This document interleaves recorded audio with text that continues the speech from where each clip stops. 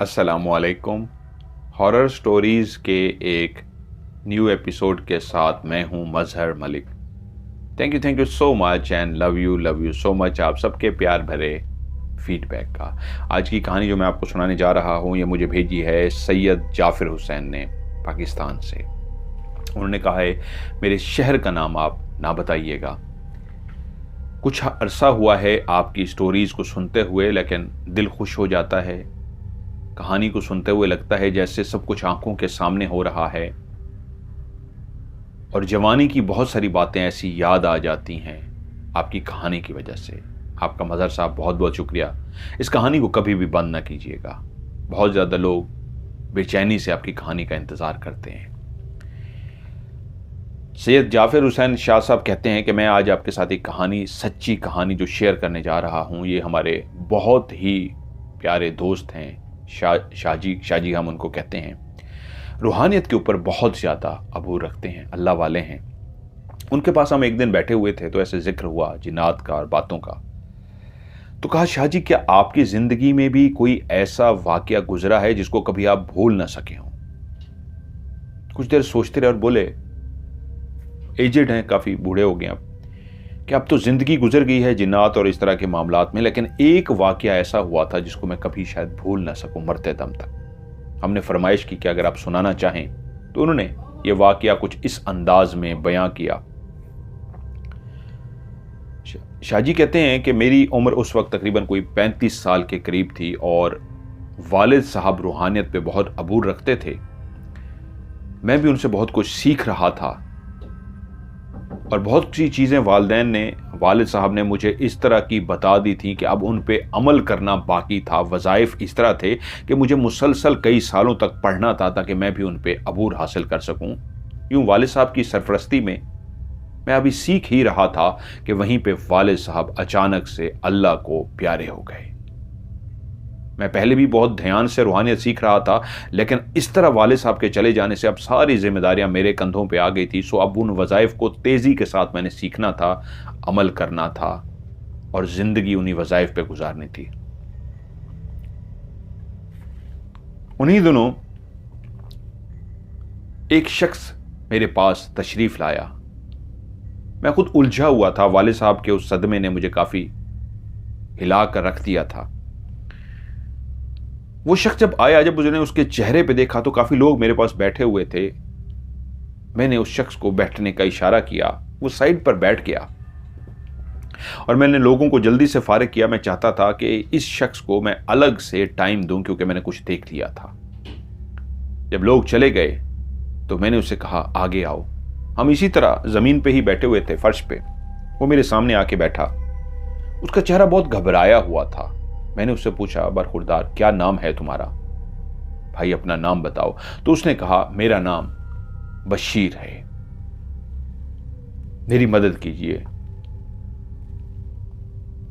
मैंने उससे कहा, बशीर आप तफसील से मुझे बताओ बात क्या है। यूं बशीर ने कहा, अगर आपके पास टाइम हो तो मैं आपको शुरू से अपनी कहानी सुनाना चाहता हूं। मैंने कहा, अब मैं बिल्कुल फ्री हूं, मैंने लोगों को भेज दिया है और अब तुम्हें घबराने की जरूरत नहीं है। जितना टाइम चाहो तुम अपनी कहानी सुना सकते हो। मैंने एक शख्स को इशारा किया, इनके लिए चाय लेके आइए। अपने लिए उनके लिए चाय मंगवाई। बशीर कुछ देर खामोश रहा और उसके बाद उसने बोलना शुरू किया कि मैं एक रेलवे मुलाजिम हूं, एक छोटे से कस्बे के अंदर। वो एक ऐसा कस्बा है जहां पे अब ट्रेन गुजरती तो है, लेकिन सिर्फ एक ट्रेन जो सुबह ही सुबह गुजरती है और तेजी के साथ इस स्टेशन से गुजर जाती है। वहां रुकती कोई भी ट्रेन नहीं है। लेकिन क्योंकि मैं मुलाजिम हूं और अकेला वहां पे अकलौता मुलाजिम हूं, वहां उस रेलवे स्टेशन की सारी जिम्मेदारियां मेरे ऊपर होती हैं। एक रात, सर्दियों की रात, वो कहता है, जिस दर वो मेरे पास आया था बशीर, वो सर्दियों की रात थी। तो कहता है, एक रात पहले मैं सोया हुआ था अपने क्वार्टर के अंदर, जो वहीं रेलवे स्टेशन के बिल्कुल बैक साइड पे बना हुआ है। क्योंकि जो सुबह सुबह ट्रेन आती थी वो रुकती नहीं थी, इसलिए मेरा कोई काम नहीं था। फिर भी देखभाल सब कुछ मैं करता था कि मैं अपने लिहाफ को ओढ़े रात के टाइम सो रहा था कि मेरी आंख खुली है उस आवाज़ से कि ट्रेन ने इस अंदाज में सीटी बजाई है जैसे वो रुकने जा रही हो। गहरी नींद में होने के बावजूद, क्योंकि मेरा क्वार्टर बिल्कुल रेलवे स्टेशन के पास, पटड़ी के पास था, तो इतने ज़ोर से वो एक आवाज़ होती है ट्रेन की रात की खामोशी में, जहाँ सर्दियाँ हों तो वैसे ही बहुत ज़्यादा खामोशी होती है, कि मैं जाग सा गया और मैंने फिर से कान लगाए तो वाकई वो ख्वाब नहीं, हकीकत में एक ट्रेन हारन बजा चुकी थी इस अंदाज का जैसे वो रुकने जा रही हो। मैं एकदम से हड़बड़ा के उठ बैठा कि रात के इस पहर ट्रेन का क्या काम, यहाँ पे इस स्टेशन पे तो कभी कोई ट्रेन नहीं रुकी, काफी अरसा हो गया, तो ये कौन सी ट्रेन आ गई है जो रुकने जा रही है। मैं जल्दी से उठा, लालटेन मैंने जलाई, लालटेन हाथ में पकड़ी, गर्म कपड़े से पहने क्योंकि बाहर बहुत ठंड थी, और मैं चलता हुआ स्टेशन पर आ गया। मेरे उस क्वार्टर से थोड़े ही कदमों पे वो स्टेशन था, और मैं जैसे ही स्टेशन पे आया तो पूरा स्टेशन अंधेरे में डूबा हुआ था। रात को उस वक्त बिजली तो थी नहीं, लालटेन शमें जलाई जाती थी, लेकिन क्योंकि ट्रेन रात को रुकती नहीं थी, कोई मुसाफिर आते नहीं थे, इसलिए रात को कोई भी वहां पे लालटेन नहीं जलाई जाती थी। क्योंकि आज भी जो बहुत से पुराने रेलवे स्टेशन है पाकिस्तान के अंदर, उनके उस साइड पे जहाँ पे ट्रेन आके रुकती है, आज भी उस तरह के आसार मौजूद हैं कि यहाँ पे, अब तो बिजली आ गई है, जब बिजली नहीं होती थी तो उस वक्त एक शीशे के बने हुए लालटेन होते थे अंग्रेज दौर के, वो जलाए जाते थे। तो कहते वो लालटेन बुझे हुए थे, मैं अपने हाथ में लालटेन पकड़े हुए बाहर आया और आके मैंने इधर उधर निगाह दौड़ाई तो मुझे कुछ भी नजर ना आया। मैं हैरान सा हुआ, और उसके बाद फिर मैं चलता हुआ रेल की पटड़ी के पास गया, कान लगा के सुन सकूं क्या रेल मौजूद है, आ रही है। और मैंने जब ट्रेन की पटड़ी पे कान लगाए तो वाकई ट्रेन की गड़गड़ाहट उस पटड़ी पे मौजूद हुई। इसका मतलब है ट्रेन कहीं कहीं दूर या करीब कहीं मौजूद थी। मैं हैरान हुआ, ये कौन सी ट्रेन है जिसका मुझे कुछ भी नहीं पता, ना मुझे कुछ बताया गया है, और रात के इस पहर ये ट्रेन आ रही है। खैर जो भी है देखते हैं। मैं ट्रेन की पटड़ी से उठा जो मैंने कान लगा के सुन रहा था, और उठ के अब मैं रेलवे स्टेशन की तरफ आया। उसी लम्हे मेरी निगाह पड़ी रेलवे स्टेशन के बने हुए पुराने दौर के एक बेंच के ऊपर कोई गठड़ी साथ रखी है, और कोई बिल्कुल चादर में इस तरह लिपटा बैठा है जैसे कोई काला साया हो। मैं एकदम से चौंक गया, ये कौन है? रात के इस पहर, ये वो दौर था जब नशे वगैरह भी नहीं होते थे कि शक को भी कोई नशा करने वाला होगा, तो वो सादगी का दौर था। तो कहता है मैं एकदम से चौंक गया कि ये कौन है। पहले तो मैं थोड़ा सा परेशान हुआ, फिर मेरी जिम्मेदारी थी क्योंकि मैं ही इसी रेलवे स्टेशन का अकेलौता मुलाजिम था। मैं चलता हुआ उसके पास गया और मैंने गरजदार आवाज में पूछा, कौन है भाई, कौन हो तुम? और थोड़े फासले पे खड़ा हो गया। लालटेन इस अंदाज में हाथ में पकड़ी हुई थी कि मैं उसके चेहरे को देख सकूं, क्योंकि उसने चेहरे को उसी एक गर्म कपड़े से, चादर जिस तरह मर्द एक शाल सी ओढ़ते हैं, ऐसी गर्म शाल से उसने अपने चेहरे को भी लपेटा हुआ था। मैंने फिर से आवाज दी, भाई आपसे मुखातिब हूं, कौन हो?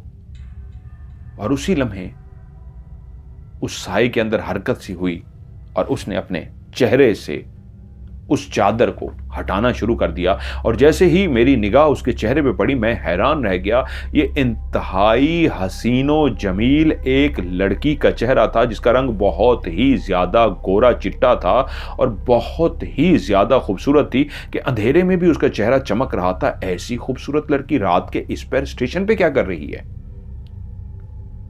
जब उसने अपने चेहरे से चादर को हटाई, जो एक मर्दाना चादर थी और उस औरत ने ले रखी थी शायद सर्दी से बचने के लिए, मैंने उससे पूछा, कौन हो तुम और यहां क्या कर रही हो? तो वो मुझसे बोली, आप कौन हैं और आप मुझसे ऐसा क्यों पूछ रहे हैं?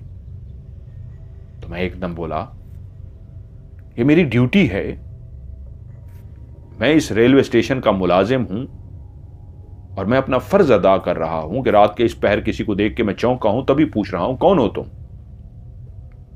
तो बोली, अच्छा आप तो वाकई फर्ज शनास बंदे हैं कि इस सर्दी में भी ड्यूटी दे रहे हैं। मैंने कहा ये मेरा फर्ज है और हमेशा मैं अपनी ड्यूटी मैं कभी इधर उधर नहीं होता, फर्ज निभाता हूं अपना। तुम कौन हो? वो मुझसे बोली, मैं। उसने अपना नाम बताया। मेरा नाम फरजाना है। फरजाना? तुम्हें कभी पहले नहीं देखा? इस गांव की नहीं लगती, और रात के इस पहर अकेली तुम बैठी क्या कर रही हो यहां पे? फरजाना बोली, मैं सुल्ताना की बहन हूं। आप जानते हैं ना सुल्ताना को?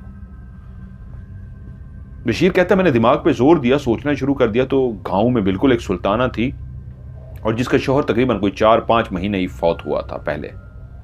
मैंने कहा, वही सुल्ताना जिसका शौहर 5 महीने पहले फौत हुआ है? कहती है, हां, मैं उसी की ही बहन हूं। मैं यहां नहीं रहती, और मेरी बहन जब से बेवा हुई है, जीजा जी अल्लाह को प्यारे हुए हैं, वो तो जवानी में ही दुखी हो गई है, 2 बच्चों की मां बन चुकी है, जवानी में ही उसके शौहर जाने से उसकी बुरी हालत हो गई है।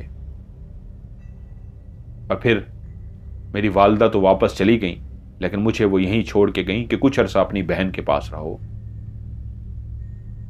और बहन का देखभाल करो।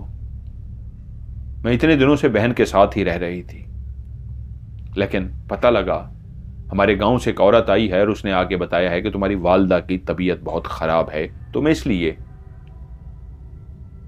फौरी तौर पे इमरजेंसी में रवाना हुई हूं। तो पता लगा कि अब बसें तो इस वक्त नहीं मिलती, बहुत कम चलती हैं बसें, एक ही निकलती है, वो तो चली गई है। तो फिर मैंने फैसला किया, मैं रेलवे स्टेशन पे जाती हूं, ट्रेन पकड़ लेती हूं। बशीर कहता है, मैंने उससे कहा, सुल्ताना को तो मैंने देखा है, सुल्ताना तो एक सांवली सी है, लेकिन तुम्हारे नक्श तो उससे बिल्कुल नहीं मिलते। तुम तो बहुत गोरी चिट्टी हो, तुम तो बहनें बिल्कुल आपस में नहीं लगती। वो कहां एक सांवली सी खातून और तुम बहुत गोरी चिट्टी सी खातून, ये तो जमीन आसमान का फर्क है। वो एकदम से मुस्कुराई और बोली, हां, कई बहन भाइयों में ऐसे फर्क होता है, खुदा की देन है, किसी को गोरा बना देता है, किसी को सांवला बना देता है, इसमें मेरा कोई नहीं है। खुदा ने यही रंग और रूप दिया और बहन को वो दिया, लेकिन इस रंग और रूप का क्या करना कि वो आज जवानी में ही बेवा हो गई है और दुखी सी हो गई, उसके चेहरे पे परेशानी सी आ गई, जैसे वो रोने वाली हो गई हो। और मुझे एहसास हुआ कि मुझे उसके दुख को हल्का करना चाहिए। मैंने कहा, हाँ तुम ठीक कहती हो, वो जवान ही है बेचारी, और जवानी में उसका शौहर चल बसा है। लेकिन तुम्हारी बात सुन के मैं हैरान हो रहा हूं, तुम स्टेशन पे क्या कर रही हो? क्या तुम्हें नहीं पता इस स्टेशन पे तो रात को कोई भी ट्रेन नहीं आती, और अगर आती भी है तो एक ट्रेन आती है जो इस स्टेशन पे रुकती नहीं है, वो तेजी के साथ गुजर जाती है। तुम्हें किसी ने नहीं बताया? उसने कहा, बताया था मेरी बहन ने बस के बारे में, और मैं बस के लिए घर से जब रवाना हो गई तो मुझे पता लगा बस निकल चुकी है। बहन मुझे छोड़ने इसलिए नहीं आ सकती थी कि छोटे छोटे उसके बच्चे हैं, अब घर में वो अकेली है, तो इसलिए बस स्टेशन पे मैं अकेली आई थी। लेकिन पता लगा जब बस चली गई है तो फिर मैंने खुद ही फैसला किया, चलो रेलवे स्टेशन चलते हैं। तो मैं रेलवे स्टेशन यहां आके बैठ गई। बहुत ठंड है शदीद, लेकिन मैंने कहा किसी वक्त तो ट्रेन आएगी, और आप नजर आ गए। अब आप मुझे बताइए कि आप मुझे बता रहे हैं कि यहां पे ट्रेन नहीं आती, सुबह ही सुबह एक ट्रेन गुजर जाती है, तो अब मैं वापस भी नहीं जा सकती, क्योंकि गांव रेलवे स्टेशन से काफी दूर था। मैंने उसे कहा, मैं तुम्हें छोड़ देता हूं, परेशान मत हो, तुम सुल्ताना की बहन हो फरजाना, मैं तुम्हें तुम्हारे गांव तक, घर तक छोड़ देता हूं, परेशान मत हो, क्योंकि एक रात का टाइम है, कोई जानवर या कुत्ते तुम्हें नुकसान ना पहुंचा दे, परेशान मत हो, घबराओ मत, मैं हूं तुम्हारे साथ। तो एकदम से मुझसे बोली,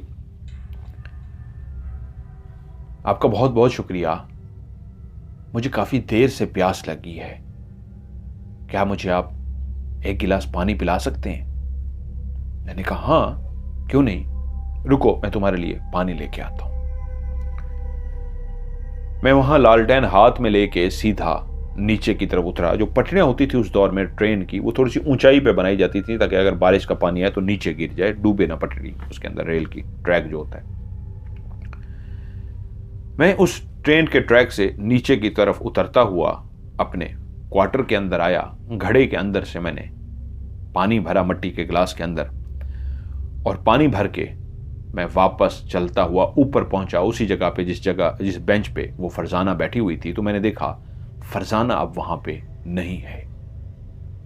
मैं एकदम से हैरान हुआ, फरजाना कहां चली गई? उसने मुझसे पानी मांगा तो वो चली क्यों गई? हाँ, मुझे जाते हुए शायद थोड़ी सी देर हो गई थी या क्या हुआ था कि पानी भरते हुए मैंने देर लगा दी थी, इसीलिए वो चली गई।